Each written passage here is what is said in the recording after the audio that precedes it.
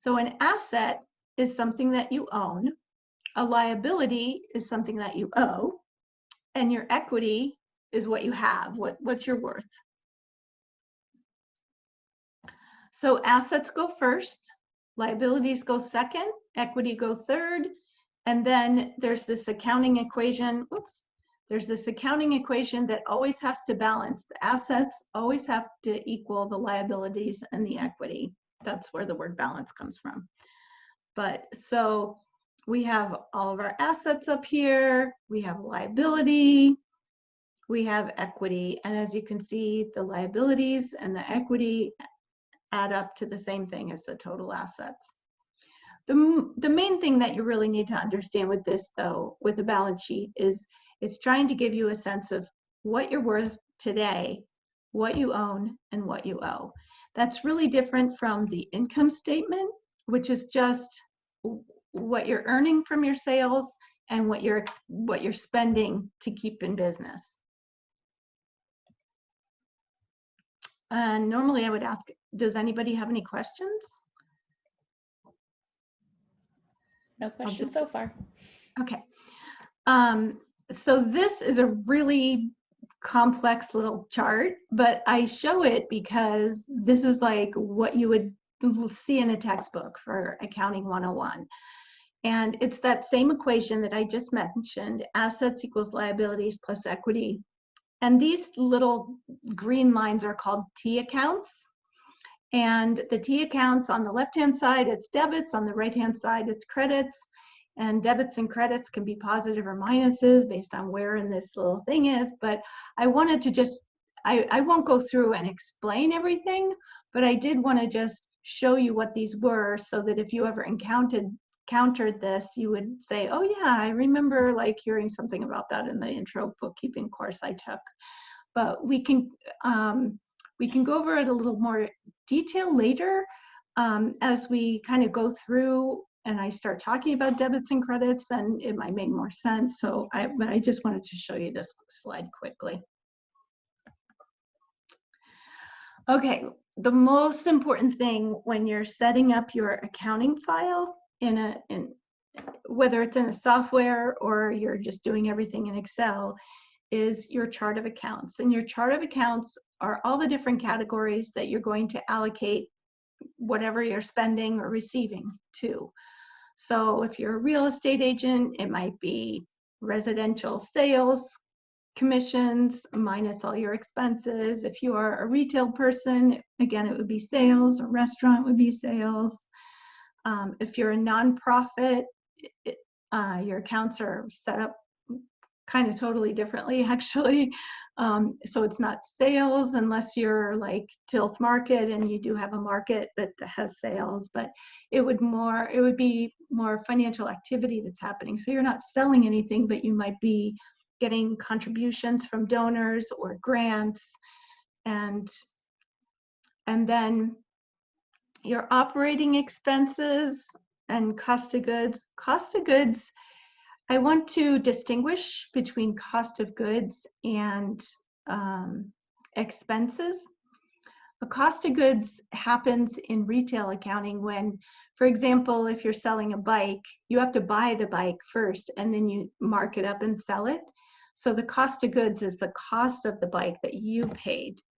That's different from an operating expense, which would be more like your POS system that you had to pay for, or advertising, or your website, or rent, or something like that. So cost of goods is just what your input is in order to make money.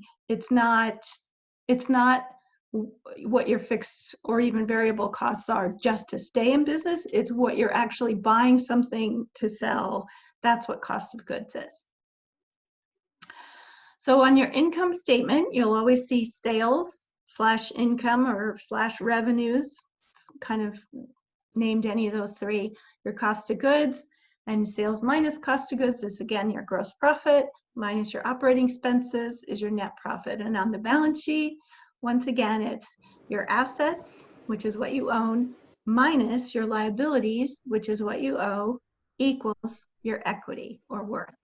Mira asked, what about service businesses? So service businesses, you would have sales of services. You wouldn't have cost of goods because generally, unless you wouldn't have cost of goods unless, for example, you were hiring contract labor for your services. And so you had to kind of pay the contract labor $25 an hour so that you could charge $65 an hour. So there would be a cost of goods in terms of service labor, but not in product, since your product is your labor. Does that answer the question? Is that what you were wondering? Yeah, she hasn't asked anything else, so I'll pass it along if she does. Okay. She said yes. Okay, good. So again, this is kind of geared toward retail, but we can talk about how it relates to other businesses as well. So on your income statement, when you break up your sales, there might be different kinds of sales. Like for my accounting firm, we have tax preparation revenues, we have bookkeeping revenues, we have, I don't know, there's something else in there that I can't remember offhand. But so there's going to be, oh, I know, like advisory services. So when you're thinking about your chart of accounts, you're going to want to, in a very simple business that maybe that you're just opening, you might not need to break out your sales into different categories, but you should just know that you can. You can break them out by department. You can, some people break out their things about, according to whether it's taxable or non-taxable, or maybe if you have a particular supplier that you're doing exclusive work for and you want to put them aside and have everybody else be in a different bucket, people might divide it up that way. And this is just an example of what you might do. Like you could have it broken down by department or how it's taxed. Like food, for example, wouldn't be taxed, but merchandise would be, or services may or may not be taxed depending on what industry you're in. So, or you could do it by brand.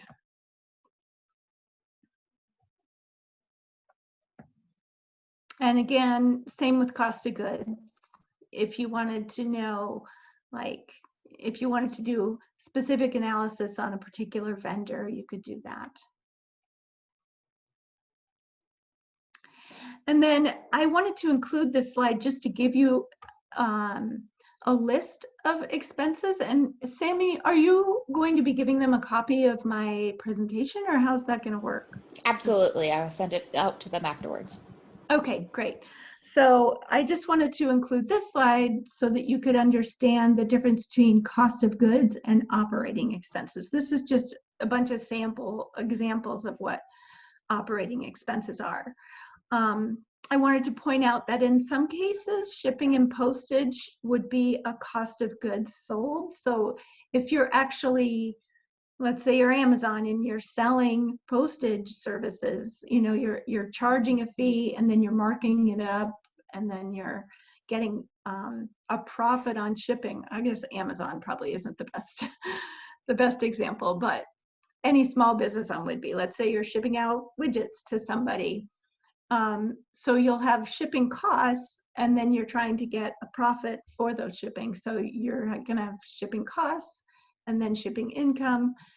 And then this shipping wouldn't be related to that. This shipping would be like sending your bills out. You pay postage for it. Or, I don't know, sending your bookkeeper a box of checks or something like that. So it would be operational related.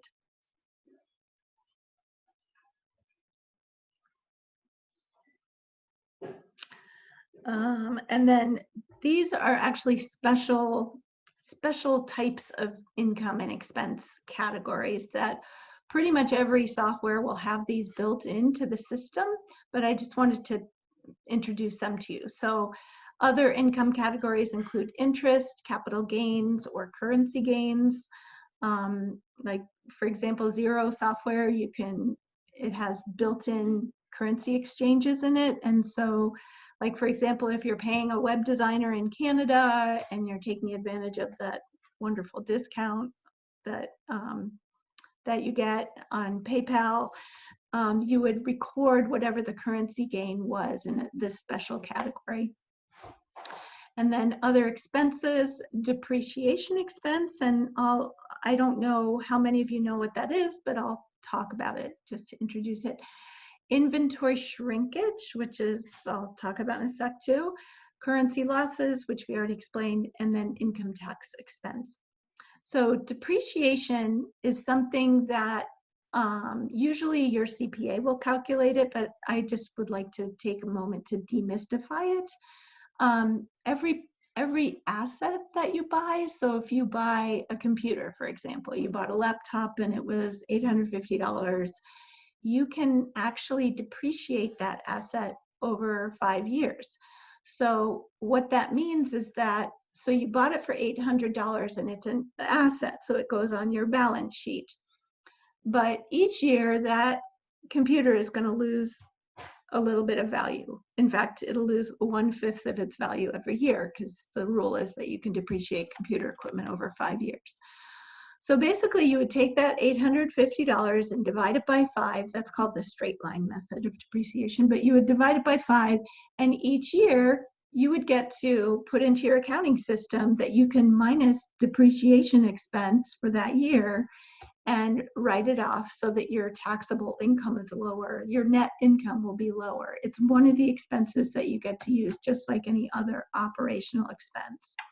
So it's good to take that. It's a little benefit that you can, capture. Inventory shrinkage is a beautiful little category that a lot of retail people don't often know exists, but in retail accounting, it's built into the system is that there's going to be people who steal from you. There's going to be maybe employees who steal from you, and there's going to be damaged goods, and there are going to be things that are getting dusty and faded by sitting in a sunny window, and you can't sell them anymore. So inventory shrinkage is this nice little category. Since you paid for it and you can't sell it, you can have inventory shrinkage expense at the end of every year. And again, what that does is on your income statement, that is just a regular expense like all the other expenses, that you can write off those damaged goods or stolen goods and get a discount on your taxes that way. Does anybody have any questions? Does your CPA also help to determine inventory shrinkage? They can. So usually people in a retail business, unless they're super cash flow conscious or something, they take inventory either once a quarter or even once a year. And once a year is actually way more common than once a quarter. And so if there is inventory shrinkage, that you usually don't make that adjustment until the end of the year. And what your CPA will want to see is your inventory count at the beginning of the year and at the end of the year. And they calculate the cost of goods sold for the year based on what it was minus what it is now. They calculate the cost of goods sold. And in your inventory, if there's anything that should have been there that isn't in there, that just gets set aside, and you just circle it and say, this is, stuff that's gone, lost, or, I can't sell it anymore. And you just add up the cost of that, and that's your inventory shrinkage.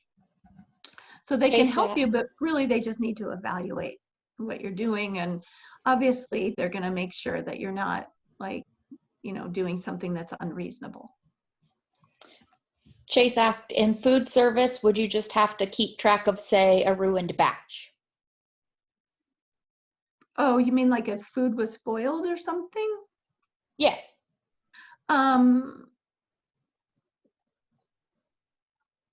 I don't know. There would be, yeah, you would just keep track. Although I feel like I should probably look that up, because there might be some special rules for inventory shrinkage in restaurant that I don't know off the top of my head.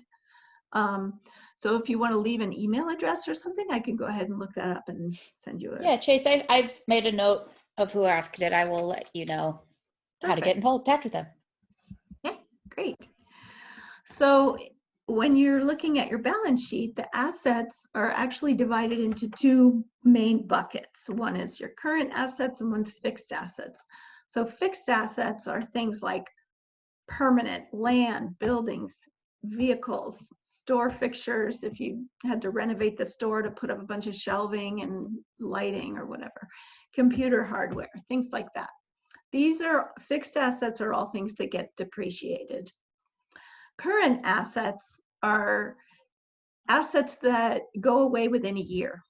So it would be things like, let's say you had a prepaid software subscription and you wanted to take advantage of a discount. So if you paid upfront for the year on your software, you got a 10% discount or something. So that would be considered a prepaid expense. And I can talk more about that, how to record that in your bookkeeping later, but things like your whatever money you have in your checking savings account, your store till, accounts receivable, that is money that is owed to you. So it's not, it's going to come and go and it's going to increase and decrease throughout the year, but accounts receivable is considered a current asset because it's owed to you. And then inventory is considered a current asset because that's always coming in and going out as well.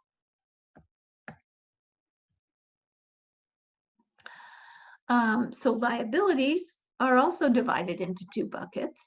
They're short-term and long-term. So long-term would be things like construction loans or mortgages, so things that are going to be amortized over 5 or 10 or 30 years, something like that. Short-term liabilities are things like you borrowed money from Cabbage or something that's not like some fixed term loan, but it's just like it's something I have and I owe it back within 6 weeks. Or you borrowed money from your dad and he expects you to pay it back as soon as you have the money. Or sales tax liabilities, like you're just holding those until you give that money to the state. Or payroll tax liabilities. Those are things like the stuff that you've deducted from your employees' paychecks that you're going to be giving to the state or the federal government at the end of the quarter. And customer deposits. So customer deposits, you would think that that's an income thing, but it's not. A customer deposit, that's like if someone prepays, that money is money that you're holding it for them, that you owe it toward their invoice. So it's a liability for you.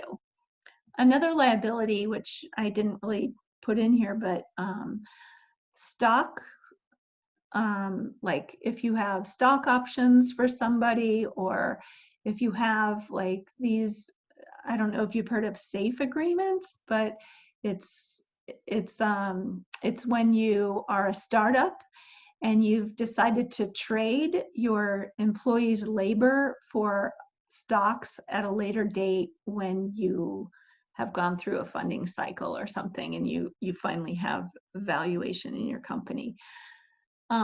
Those would be in short-term liabilities or long-term liabilities, depending on the arrangement that you have with the employees.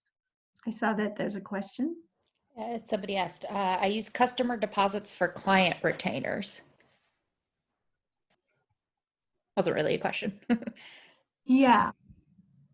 So yeah, those client retainers, those prepayments would go on your balance sheet as liabilities, short-term liabilities. And then once the final invoice was sent to them, it would come out of liabilities and just get applied to that sale as a payment. That's the same as like gift cards too, right? Yeah, exactly. Gift cards would be a liability, like gift cards that are still outstanding, that is. Okay, equity. So this one, it gets, I wonder, is everybody that's taking the class, are you all sole proprietors or nonprofits or corporations, LLCs? Is it a combination of things? Go ahead and sound off in the chat, everybody, and I'll let her know at the end of this slide. Got one nonprofit.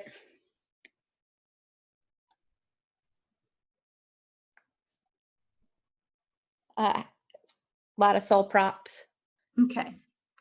sole prop, single member LLC. Okay. So the reason why I ask is because what you're going to have in your chart of accounts for your equity accounts is going to be different depending on how you're organized. So for a sole proprietor or a single member LLC, your equity accounts would be called owner contribution or owner draw. And obviously an owner contribution is money you put into the business. Owner draw is money you take out of the business instead of a paycheck. But if you're an LLC, it could be a member contribution or a shareholder contribution, and then member or shareholder draws. And then additional paid in capital is something for corporations. So when you're setting up your chart of accounts, you can either ask me or you can ask your CPA, what's the best way to structure that. But it sounds like for most people, it would be owner contribution or owner draw.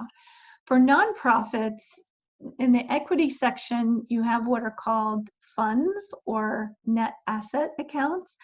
And so in your equity section, you would have, like, even though your checking account may have like $20,000, some of that might be designated, like you got a grant for $10,000 and it's for a specific purpose of, making something, quilts or whatever.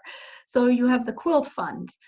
And so your equity accounts are going to be listed according to what funds you have or what grants you have, because you're going to want to be able to keep track of that on your balance sheet so that it's not all just jumbled up into your checking account as a current asset. It'll be in your equity account so that you can separate out what the different funds are, what their balances are, and it gets kind of complex, but nonprofit accounting is kind of its own thing that's a little bit more complicated in some ways. Okay, more on the chart of accounts. So this is just for retail, but in the software that we generally use, which is called Xero with an X, the numbers, the accounts in your chart of accounts have to be numbered. In QuickBooks, it's an option, and it seems like, I don't know, it's kind of like all over the place. Some people are really into numbering them and some people don't care. But in Xero, it's required. So I thought I would show this just so that you know that there is an actual standard in terms of numbering that people use, and this is what those are. So the accounts, like your checking account would be 100, your savings account would be 101, or sometimes 110 or something like that, and so forth and so on. So I just wanted to just make you aware of that. This is just a screenshot of what it looks like in Xero when you're in the chart of accounts.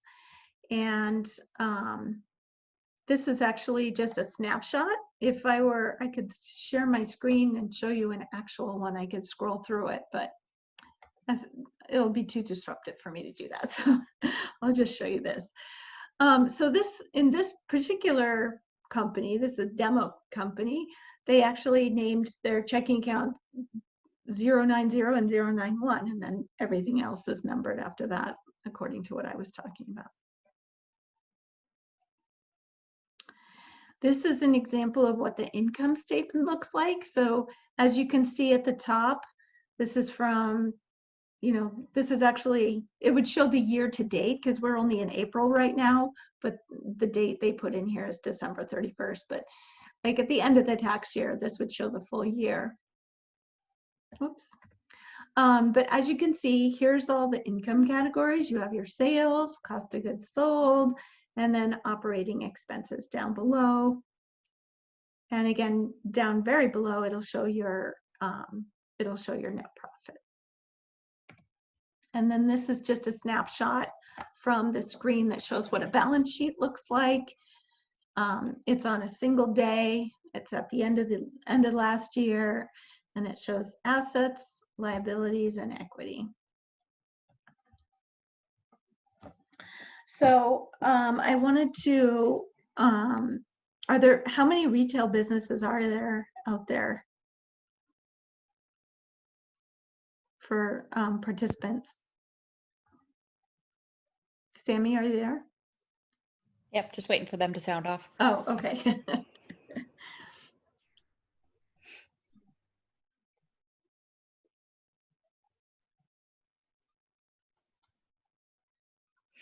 So far we have 2. Okay, so I'll kind of go through this quickly. You should remember that inventory is an asset. It's not an expense. A lot of people, they expense their inventory thinking it's an operational expense, and it's not. It's an asset account because it's something you own. So remember, in the balance sheet, it's what you own minus what you owe, and then that's your net worth. Inventory is something that you own. So whether you sell it or not, you own it once you've bought it. And so it's an asset. And I just wanted to point that out because a lot of people make that mistake just not knowing. Cost of goods sold is against your income. It's not its own entity. It's only relating to the income. So it too is not an expense. It's something that you only even use it if you're buying something that you're then marking up and selling. And so the reason why I wanted to, why I have this slide also too, is in inventory management, when you're looking at your inventory, you have to remember that it may be relating to the income statement or it may be relating to the balance sheet. And I get a lot of questions all the time, especially when people are like budgeting. They're like, well, why isn't this account on my budget? Well, it's because only your income statement items are going to go on your budget. Your balance sheet is just going to have assets, liabilities, and assets, liabilities, and equity. So, so just remember that when you're managing inventory, there are certain things that should be on the balance sheet. There are certain things that should be on the income statement.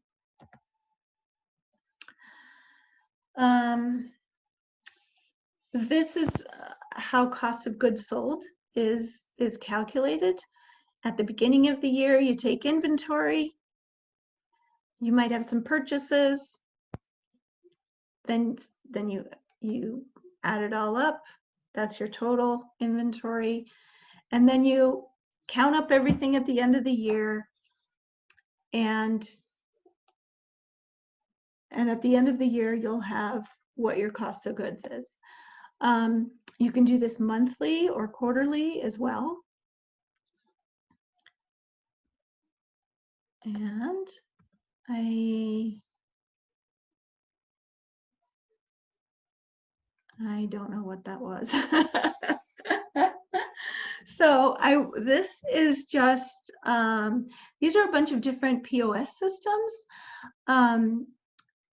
And the reason why I wanted to talk about that is, you know, we live in a time when you can do your business on an app. And so you can have accounting software on an app, you can have your POS system on an app, you can use those little square thingies for swiping people's credit cards if you're at a craft fair or something like that. And these, I just wanted to show different examples. There's Lightspeed here, there's Shopkeeper. And then for, I think on the next slide. So nowadays, because hardly anybody needs to do, I mean, you could still do paper accounting, but it's a lot quicker and easier, I think, to do everything with a data ecosystem. And so you can do inventory management, you can have a point of sale, you can have an online store, you can have your bookkeeping and accounting, you can have payment services. So payment services are things like all the things that you would offer your customers as options for paying their bills. So it might be PayPal, or if you want to offer ACH debit, there's something called Go Cardless. Or if you want to offer debit card or credit card, you could use Stripe, or there's other ones too that are just related to the POS system that you're using. But the world that we live in now is basically an ecosystem of all these data feeds that are feeding into each other. And so it can get really complex, but it also can save a tremendous amount of time by moving things online so that everything can talk to each other. For payroll and benefits too, there's a lot of payroll providers that are exclusively online, and they handle all of your onboarding stuff. You do it all through an app. They handle your quarterly taxes, and same for sales taxes. There's things like, there's something called Avalara sales taxes. So if you're doing like online sales all over the nation, and you need to know like what the tax rate is for, some place in Montana where you're shipping something, and you don't know if what the tax rate is there. Avalara is this, they help you to manage all of that and know whether you do or don't need to pay those state taxes or city taxes. And so having those kind of online things to do your sales taxes, especially if you're an online store, is really helpful. There's one called TaxJar. So I just wanted to kind of mention some of these things. Here are examples of some of these softwares. So for retail, there's Lightspeed Retail or ShopKeep. For payment services, Square, Stripe, PayPal, WePay, which is a new Chase product. And then for online stores, Squarespace or Shopify. I'll let you go through this.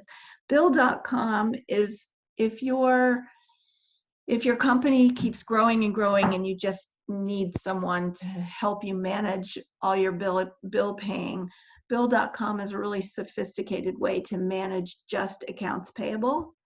So that's why I have that in there. Gusto is a payroll provider that we recommend to our clients. So just to let you know, Gusto is, it's like $35 a month and then $6 per employee, but they do all of your quarterly taxes for you.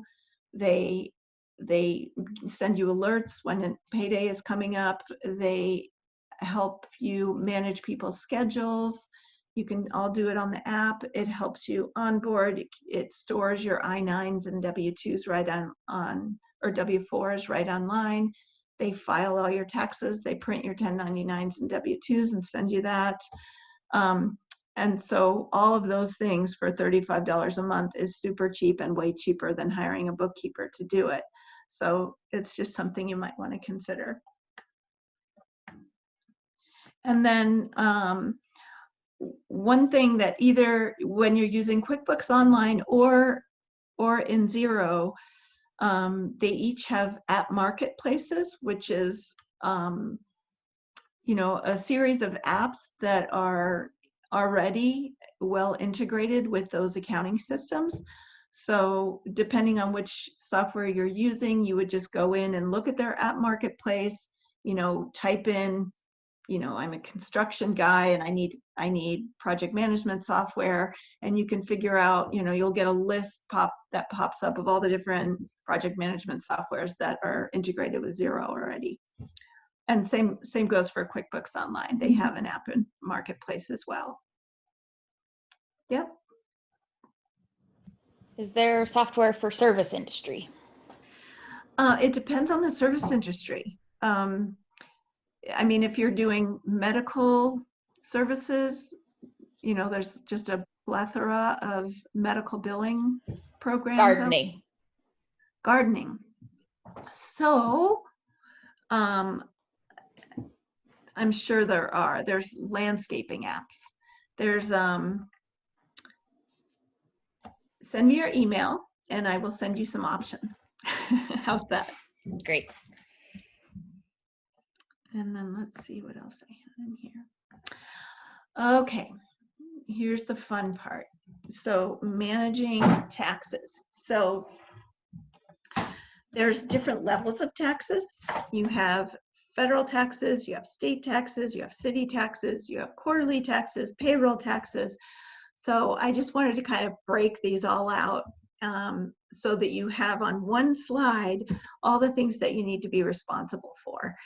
So for federal taxes, most people are already familiar with this, but Form 941, if you have employees, you need to file that quarterly. And then you also file a 940 form annually. You've all, pretty much anybody who's an adult has gotten a W-2 before, but when employers create the W-2s, they also have to file a W-3. That's the employer version that goes to the IRS to tell them, here's our gross payroll and here's what we paid our employees, and it kind of goes along with the W-2s. 1099s are for contractors. So, and the reason why I have W-9 in parentheses is anytime that a contractor that you hire, anytime you compensate them or anticipate compensating them $600 or more in a year, then you are required to collect a W-9 form from them. And you can just Google it and, IRS Form W-9 2020, and you'll get the link to that. But you put your information in it, and then what you're doing is you're asking them what their social security number is, if they're a sole proprietor, or if they're a business with an EIN number, what that is, so that you have all the information you're going to need at the end of the year when you do give them their 1099. So that is a really important thing to do, and every December everyone's always in a mad rush to get all their W-9s, and I always try to encourage people that the moment that you're hiring the contractor, just hand them a W-9 and have them fill it out, and that way you don't have to worry about the end of the year rush to get it in place. For income taxes, so if you are a single member LLC or a sole proprietor, then your tax form is essentially just a schedule on your regular tax return. So that's called Schedule C. And anything, basically it asks you a bunch of questions that are on your income statement and your balance sheet. And so all you have to do is take that information from your excellent bookkeeping software that you've been keeping track of, and all of that will just populate your Schedule C. If you are a multi-member LLC or a partnership, you file a 1065 form. For C Corps, SBCs, which are social benefit corporations, it's a new category of corporation, and LLCs, they file Form 1120. S Corps and LLC, other kinds of LLCs do 1120S. And of course, these are all things you can just ask your tax preparer for, but a lot of people still definitely use TurboTax and things, so I just thought I would mention what they are. For payroll taxes, you need to remember that it's not just the federal government that you're paying. You have to pay all these state taxes. So Employment Security, Department of Labor and Industries, Washington paid family and medical leave. And then also, you're going to, if you're selling a product or charging sales taxes or collecting sales taxes for the government, then you need to file your excise tax. And I'll just quickly go over that. So the Washington Department of Revenue, that's where you get your business license, and then they set a schedule for your excise taxes. Excise taxes are sales taxes that you collect on behalf of the state, and then you give them to the state. Use taxes are not the same thing as sales taxes. Use taxes are, if you're a wholesaler, if you're a retailer and you buy something at a wholesale price that you're going to use for your own business, you have to pay taxes on that, because let's say you have, or like, let's say you have a business, Amazon Prime, and so when you're ordering stuff from Amazon that you're going to resell or something, you're not paying sales taxes when you buy it, but you have to collect sales taxes when you sell it. Let's say you wanted to let's say you ordered your computer from there too. So your computer is something that you would have to pay taxes on because you're using it up, as you know, your business is using it, it's not being sold. So that also is something that you would have to file as part of your return for excise taxes. And then B&O taxes are just a business tax, it's business and occupation tax. And all of those go on the same return. There are different, like as you go through it, there's a different page for excise, and then you scroll down, and then there's use section, and then you scroll down, this B&O section. So, but just, I wanted to explain what each of those was so that you would know. And then if you're an LLC or a corporation, you'll have to file with the Secretary of State. You have to file just an annual report, and that's not usually an expensive tax. It's just something that you have to file to be in compliance. So that's like just a big overview of taxes. And I can answer more questions about them if you have them.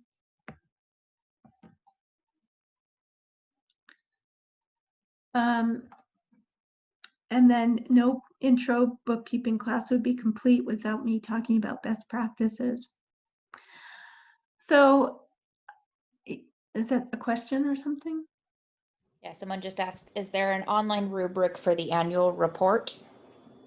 There is. It's another thing where you log in, you use your state of Washington ID, so your SAW login, and or maybe it's a different one. Actually, it might be just completely different from SAW, but you just log in and it walks you through the process. But if you have a business license just through the Department of Revenue, and when you formed, you didn't have to go through the Secretary of State, they're not going to need for you to file an annual report. That's only for like when you incorporated or when you formed your LLC, you had to register with the Secretary of State. They're going to be expecting that you file an annual report with them, and they'll send you a reminder because they know who you are. So does that answer the question? So it's not going to be applicable for everybody. It's just the people who had to register through them. Yes. Okay, cool. So I strongly recommend that people use the technology that's available to them.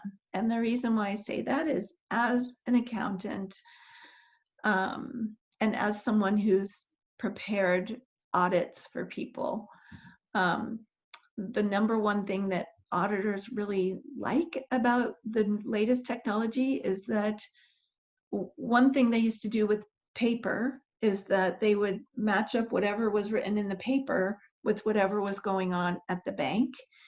And because the newest software is all based on bank feeds and systems talking to each other, then that becomes much easier. It's super easy to tell if someone's been deleting transactions to try to hide something, or entering transactions that weren't part of the bank statement, or and the technology makes that easy for auditors, so they really like it when people use the latest technology.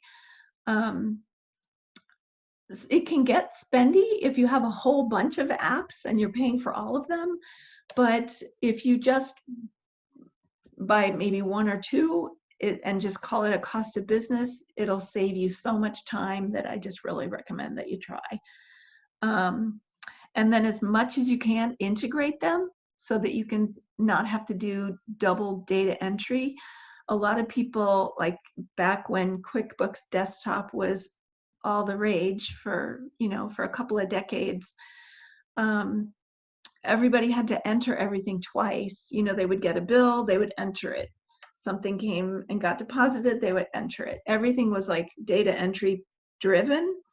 But with all the bank feed technology that's out there now, you become, as a bookkeeper, you're more making sure that everything goes into the right place, but you're not having to type in everything. as much, because you can just say, oh yeah, that deposit came through and this is what it was for. You're not having to enter everything as proactively as you were before. I strongly encourage that if you need help setting up your chart of accounts, it's best to set it up right in the beginning. And the reason I say that is after working in accounting firms at tax time and having small business owners come in, they had to spend so much more money than they would have otherwise had to because of the cleanup work to their books that had to be done because it wasn't set up properly. And accounting firms charge an arm and a leg to do that work, to do that cleanup work. So it's best to just, hire a bookkeeper or come talk to me and I'll just help you set it up properly from the beginning so that things run smoothly from the beginning and you don't have to come up at tax time with this big extra expense with people taking all this hourly time to clean everything up. If you do have a retail establishment, I strongly encourage you to get a POS system that's electronic and have it so that it feeds right in to your Xero file. POS services, POS systems do a lot that an accounting system doesn't do, especially when it comes to managing inventory, counting inventory, managing sales and sales taxes. You can do all that stuff in Xero, but Xero is like, it's the bucket that everything goes into in the end. You can keep the detail out in the POS area. You don't have to duplicate it. You can have it feed in, but you can have it feed in a more streamlined way than the detail that's involved in the POS system. So always provide receipts for things you buy, receipts for things you've sold, invoices that are from vendors, invoices when you're billing clients for services. Document everything. What's really cool about the latest, like the online QBO and Xero, is that every single transaction you can just assign an attachment to it. I think it's way easier in Xero. You literally, from your File Explorer, you just drag it into whatever the invoice is or drag it into wherever it's showing up on your bank feed. Click and drag, and the receipt is now attached to it.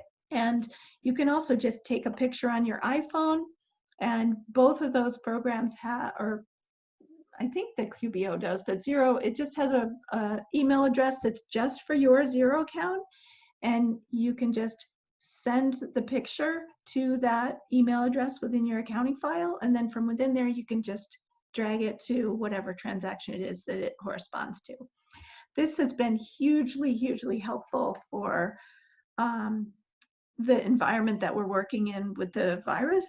So with our clients, everybody's home, right? And so the owner, I have one owner who's in Hawaii working from home, but they need to see all the documentation, and having a system online where you can easily just upload the invoice. They can say, oh yeah, I forgot that we ordered this, whatever it was, and oh, why did they charge us that? Or they were supposed to give us this discount.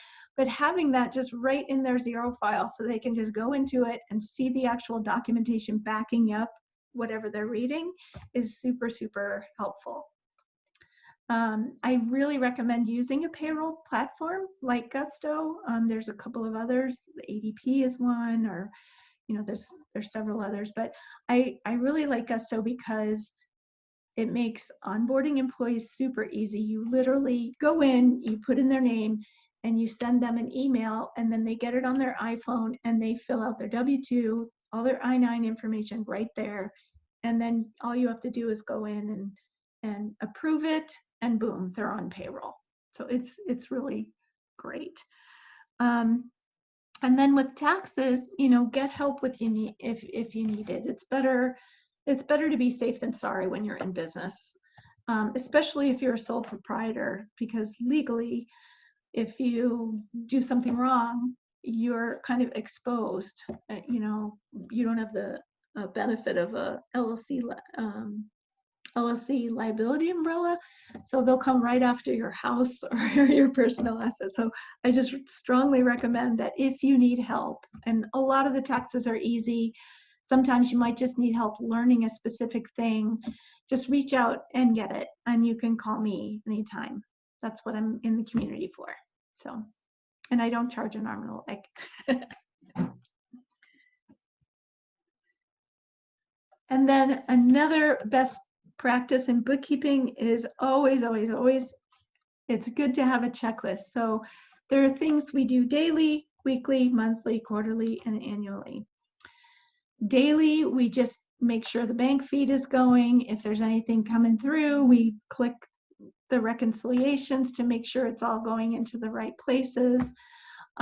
With the new technologies, you can establish rules. So if you know that every month you're going to have a Spotify bill come through because you blast music in your restaurant, then you can set a rule so that the software will read anytime you see Spotify with, from this account, call it, entertainment expense or whatever it is. So we do that daily. On a weekly basis. For some of the more, active clients, will pay bills on a weekly basis. Monthly, always, always, always reconcile your bank statement to your file, because there are times when those bank feeds will glitch out. Maybe there's a disruption in the internet or whatever. So you definitely want to make sure just that your beginning balance and your end balance, when you run those reconciliation reports at the end of the month, that they match the actual physical bank statement that you're getting from the bank. And then also monthly, what we do is we always run a monthly report of the income statement and the balance sheet. And then we put it in this little published area under the reports so that they're always there for, for reference purposes. Quarterly is always remember that your payroll quarterly taxes are due. Depending on what your sales tax schedule is, it's going to be either monthly or quarterly or annual. And so you'll need to schedule that accordingly. And then annually, of course, is paying your federal taxes and also your inventory. And also, there's a bunch of other things too. Oftentimes, like at the end of the year, I haven't really talked about something called retained earnings, but at the end of the year, what the accounting softwares all do is they take your net profits and they roll them into what's called retained earnings, and it clears out your net profits as of January 1st or as of December 31st. It takes that so that on day one, January 1st, you have zero for net profits accumulated for that year. So that's going to go up on your balance sheet under the equity accounts, and it's called retained earnings. So here's one of the monthly things that I recommend. We have a monthly closing process. We do reconciliation reports for all the bank accounts, but we also do them for all the payment services accounts. So Stripe or PayPal or whoever else you're using, we'll go ahead and run that, because we want to make sure a lot of people, especially a lot of nonprofits, and I don't know why this happens, but they're recording like the net transaction as your income, as your revenue, when it's actually the gross transaction that is your revenue. What you need to do when you're using like PayPal, for example, you need to record the actual, let's say the donation was a $25 donation. So then you record it as a $25 donation or a $25 sale. And then the merchant services fee that PayPal charges, or the PayPal fee, whatever you want to call it, that actually gets expensed as a bank charge or a merchant services charge. So the reason why we reconcile payment services accounts at the end of the month is we want to make sure that we're actually getting the sales where the sales are supposed to go and getting expenses where the expenses want to go. And then those money, the money after it's all tallied up in Stripe, they send you a book payment over to your checking account. So we just want to make sure that that communication is going properly. So reconciling payment services accounts is really important. And then loan accounts are important too. So loan accounts will have an extra step. At the beginning of a loan, you'll get an amortization table, or they'll give you the percentage rate or whatever. And then every month when you're paying on a loan, you're paying a certain amount that's principal and a certain amount that's interest. And you want to make sure that you're not just saying it's a $500 loan payment, because if you do that, then your loan balance is going to go down way faster than it really is at the bank. So you want to make sure that you separate out the principal portion of the payment and the interest expense portion of the payment when you're doing loans. So what we do every month is we just look at the loan balance, make sure that we recorded principal and interest correctly, make sure that our balance in our accounting software is matching the actual balance at the bank. So getting back to the prepaid expenses. So let's say you save 10% on this software and you bought it at the beginning of the year. Depending on what method of accounting you're using, and that's something that I haven't really talked about, there's cash basis accounting and accrual basis accounting. If you're using the cash basis method, and that's just a toggle on your software, if you use that method, then you don't have to worry about this. But if you're using the accrual method and you have a prepaid expense, then you need to divide that up into 12, and you do a journal entry every month to capture the portion of that expense that goes for that particular month. So let's say you paid $1,200 for a software in January 1st. So you're going to be accruing $100 a month in January, $100 a month in March, for each month until the software subscription that you paid for is used up. Does that make sense? Hopefully. So that's something that, that's something that is part of our monthly closing process. Depending on the volume of sales that you have, for some people, we calculate cost of goods sold on a monthly basis. It just makes it easier for us to, we do it as part of tallying up all their sales taxes, because they pay sales taxes monthly. So right as we're doing that, we kind of divide out the cost of goods sold from the net income and generate reports for that. And also reconciling sales taxes. And I already mentioned that we put copies of the financial statements out there once a month so that you can just keep track once a month of what's happening with your business. I don't remember what I put this here. This is just another screenshot of what zero looks like. You'll see your checking account. It'll say, hey, you had 2 things come through your bank feed. You need to assign them to different categories. So you would click on the reconcile thing, you assign them to the categories, you're good to go. And savings account, same thing. And then this is kind of what the dashboard looks like. Any money that's owed to you will be sitting out here. You can add things that you want to watch on your watch list. So I'm always like watching the loan balances and making sure that we didn't mess something up with the interest. And I don't know, sometimes there's something like in a nonprofit where they have a particular fund that they're like, pay close attention to this because we can only spend this much money and we want to make sure that we're on top of it, things like that.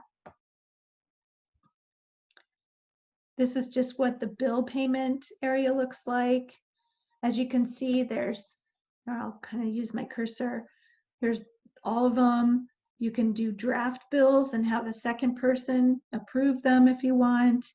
You can have bills that are awaiting approval. You can have those that are awaiting payment, paid bills, and repeating is this really great thing.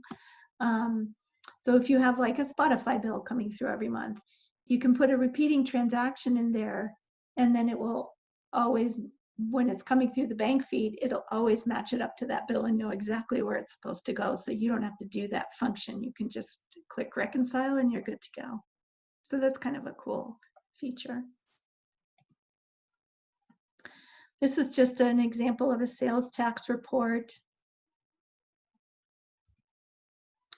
And then I wanted to share this list, which is really important. If you have questions, there's this great free website called Accounting Coach. All you have to do is like Google whatever your question is, and you'll get a whole bunch of stuff from Google, but go to Accounting Coach. It's the best, clearest, simplest way to learn about accounting. It's the real deal, but it's in really simple terms. So I really recommend that website. There's a great quick and easy video called Accounting 101 on YouTube that you might want to look at. Remember I was talking about those T accounts and debit and credits? This video kind of explains what that's all about. Your accountant will be very impressed if you understand the whole debits and credits thing. There's a whole bunch of small business guides that are available, like how-tos and monthly checklists and things like that are good resources, and there's some links for those. And then I'm not sure how many of you are familiar with it, but the library has a treasure trove of free information, and they also have free software trainings through lynda.com. So you don't have to go through LinkedIn and pay for it. You can just go straight to the library. You enter your library card number. They have a whole huge legal document database. So if you need to do some kind of a quick and easy legal document, or even your business startup papers, you can use their legal database and just search on it, print it out, fill it out, and you've got, it's free. So I really recommend taking a look at the library's offerings. It's fantastic. Reach out to the reference librarians. They're paid to help you. They're wonderful. And feel free to reach out to me too with any questions. So this training went a lot more quickly online than it would in a classroom setting, I think, because of not really interacting with people and having questions the same way. But I'd like to just kind of open things up for any kind of questions, or if there's anything in particular you'd like me to go over, or... Yeah, this is your guys' time, so please ask questions away. I can pull it up. So great at answering a lot of questions, any questions you guys have. But yeah, no, don't worry about it, Sharon. That will definitely happen. My classes definitely move faster when it's just me talking at a screen. Yeah.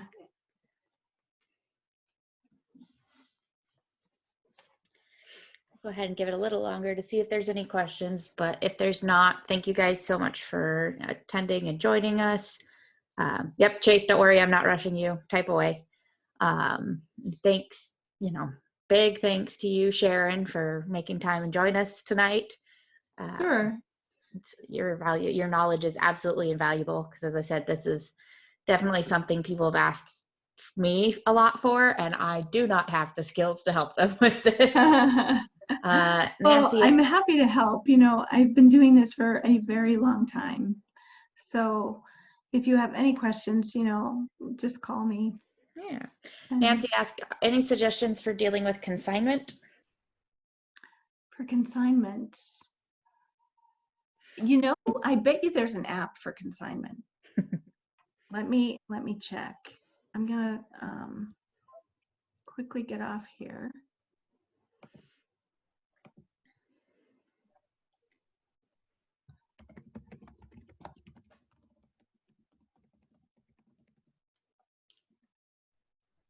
There you go, Ricochet consignment software.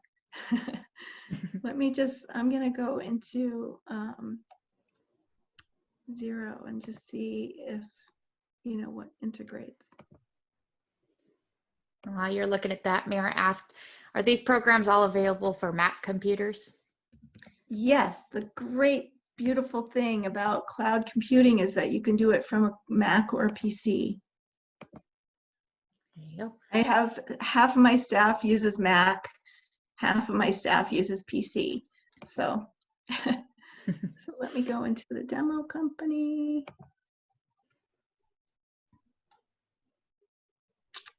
So there's this thing here called App Marketplace.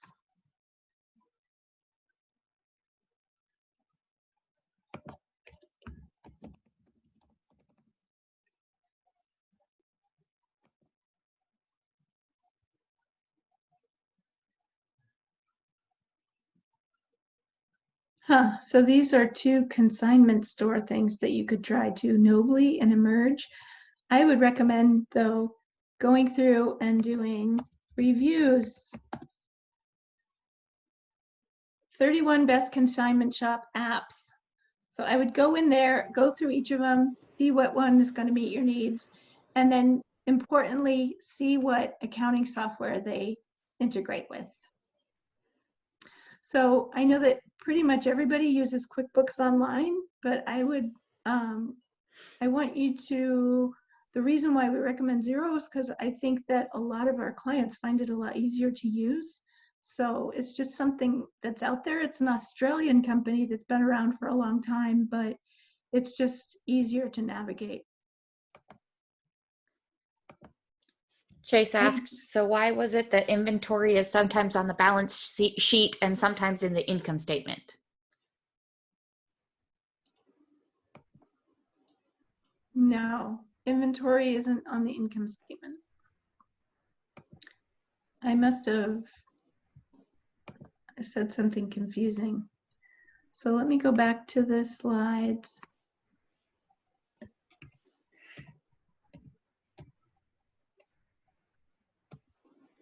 Oh, I know. Cost of goods sold. Cost of goods sold is going to show up on the income statement, and that is related to your inventory. Cost is what you paid for it. Sales is what you sold it for. Those are going to show up on the income statement, but what you own, which is an inventory asset, look, if you counted up everything that you've bought and it's still sitting in your store, the total is what you own, and that inventory count is going to show up under assets. So that's what I was talking about. Got it.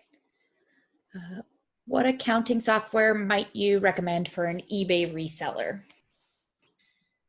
An eBay reseller. I would either QuickBooks or Xero, but I mean, I'm partial to Xero, so I would try either one of those. But there's also a couple others that are super simple. One is called FreshBooks.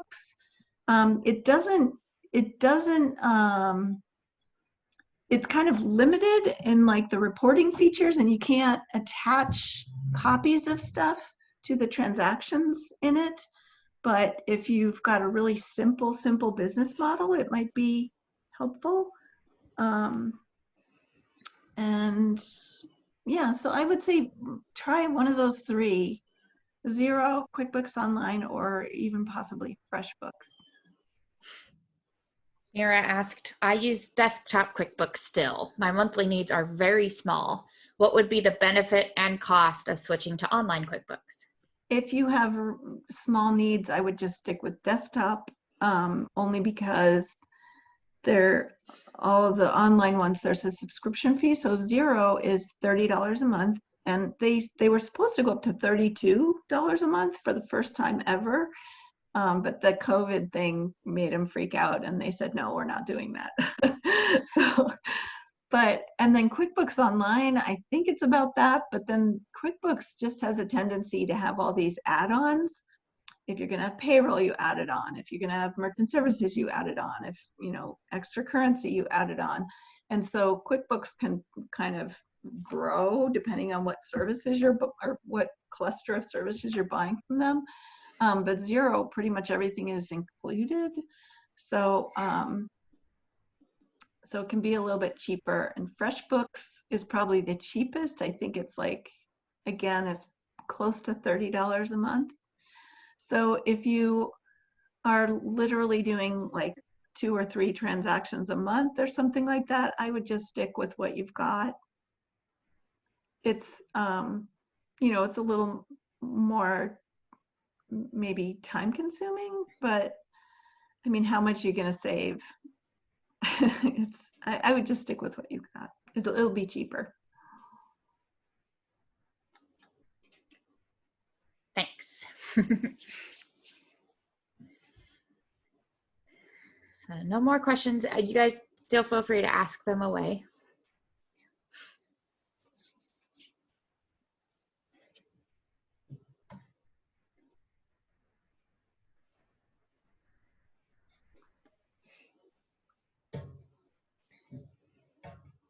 So I mentioned in the chat for you guys, but I will be sending the slides out to everybody. Sharon, can you email me email those to me so I can send them to everyone?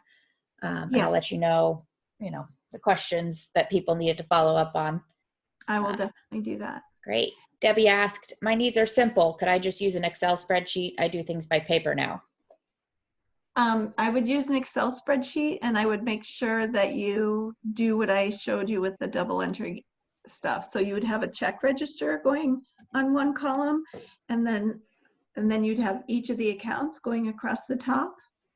And then I would make sure that monthly you're reconciling your bank statement, so that like if you have outstanding checks or if you're missing something, just make sure that you're getting everything. And the library in the Small Business Reference Center has some decent spreadsheets that could be a good starting place. Yeah, that's true. But I mean, my husband has just a few transactions, maybe four invoices or something a month.